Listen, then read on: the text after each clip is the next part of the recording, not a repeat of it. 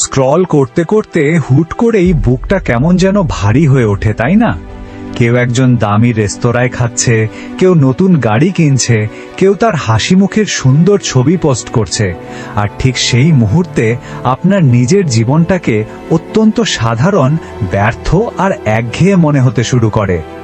স্বাগত মানুষের তৈরি করা সবচেয়ে বড় মানসিক ফাঁদে, যার নাম দ্য কম্প্যারিজন ট্র্যাপ বা তুলনার ফাঁদ। মনোবিজ্ঞান বলে আমরা আমাদের জীবনের সবচেয়ে বড় ভুলটা করি যখন আমরা অন্যের হাইলাইট রিল বা সাজানো মুহূর্তগুলোর সাথে আমাদের জীবনের বিহাইন্ড দ্য সিন বা পর্দার পেছনের ভাঙাচোরা দিনগুলোর তুলনা করতে বসি। সোশ্যাল মিডিয়ায় মানুষ কেবল তার জীবনের সেরা অংশটুকু, তার সাফল্য আর তার আনন্দটুকুই দেখায়। কেউ তার রাতের একাকিত্ব, তার ব্যর্থতা, তার কান্না কিংবা তার পকেটের শূন্যতার ছবি পোস্ট করে না। আমরা একটা অবাস্তব নিখুঁত দুনিয়ার সাথে তুলনা করে আমাদের বাস্তব সুন্দর জীবনটাকে প্রতিনিয়ত বিষাক্ত করে তুলছি। এই তুলনা আপনার ভেতরের সমস্ত শান্তি, সমস্ত আনন্দ আর আত্মবিশ্বাসকে নীরবে চুরি করে নিয়ে যাচ্ছে।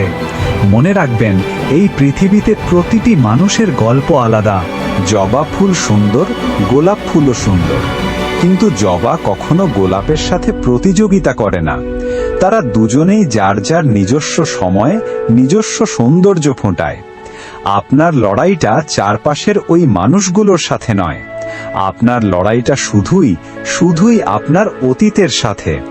আপনি গতকাল যেখানে ছিলেন, আজ তার চেয়ে এক পা এগিয়েছেন কিনা দিন শেষে শুধু সেটাই বাধ্যে রাখে।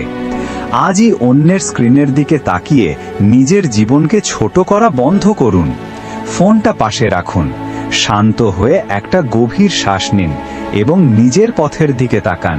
সুদূর যাত্রার এই পথটা শুধুই আপনার। এখানে অন্যের গতি দেখে নিজের ছন্দ হারাবেন না। নিজের গতিতে চলুন, নিজের উপর বিশ্বাস রাখুন।